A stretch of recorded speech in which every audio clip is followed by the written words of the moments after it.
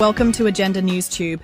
Tonight, we delve into a brewing global storm sparked by President Donald Trump's hardline foreign policy. In a dramatic showdown with Colombia over migrant deportation flights, the White House claims victory, declaring, "America is respected again." But at what cost? Let's break down the crisis and its far-reaching implications. The crisis began when Colombian President Gustavo Petro blocked U.S. military flights carrying undocumented migrants as part of President Trump's mass deportation program. In response, Trump deployed swift, punitive measures, including 25% tariffs on Colombian goods and visa cancellations for Colombian officials. These actions marked one of Trump's boldest moves to assert U.S. dominance in the Western Hemisphere.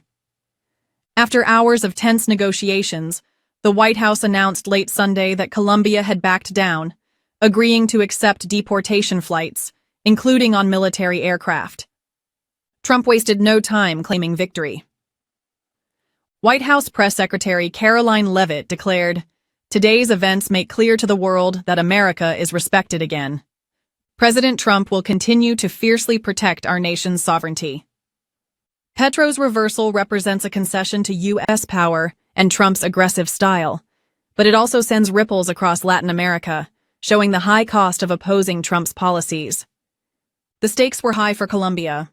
Trump's threat to raise tariffs to 50% within a week could have devastated Colombia's economy, which relies heavily on U.S. trade.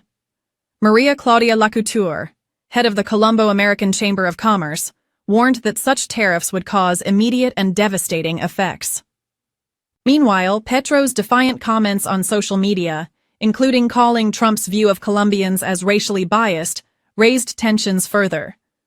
But as experts predicted, Colombia ultimately came to the table, avoiding long-term trade and diplomatic fallout. This dramatic showdown caps a whirlwind first week of Trump's second term. His administration has launched an aggressive immigration blitz, starting in Chicago, with Immigration and Customs Enforcement tasked to meet quotas of 75 arrests per day. Nearly 1,000 undocumented migrants were arrested on Sunday alone in what Trump's border czar called a game-changer operation. However, critics argue this heavy-handed approach is targeting law-abiding families alongside violent offenders. Illinois Governor J.B. Pritzker voiced concerns about the ethics and consequences of this crackdown, creating further political divisions. This crisis is not just a U.S.-Colombia issue. Trump's actions have drawn the attention of global powers like China, which seeks to expand its influence in Latin America. Beijing has strengthened its ties with Colombia, complicating Trump's ambitions to maintain dominance in the region.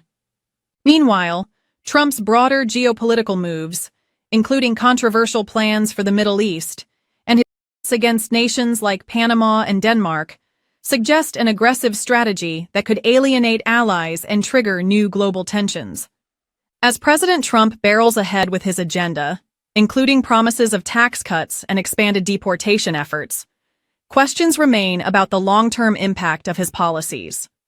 Will his tough approach deliver results, or will it alienate key allies and deepen divisions at home and abroad? What's clear is that Trump's administration has no plans to slow down, and the second week of his presidency is shaping up to be just as intense as the first. That's all for tonight on Agenda News Tube. I'm Victoria Lane. Thank you for joining us, and stay tuned for ongoing coverage of President Trump's policies and their impact on America and the world.